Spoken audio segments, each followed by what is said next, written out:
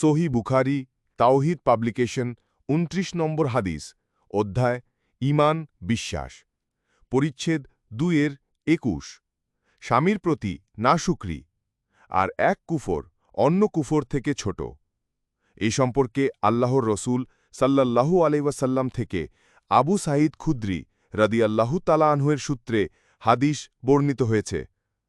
২৯ ইবনু আব্বাস রাদিয়াল্লাহু তাআলা আনহু হতে বর্ণিত, তিনি বলেন, নবী সাল্লাল্লাহু আলাইহি ওয়াসাল্লাম বলেছেন, আমাকে জাহান্নাম দেখানো হয়, আমি দেখি তার অধিবাসীদের বেশিরভাগই নারী জাতি, কারণ তারা কুফরি করে।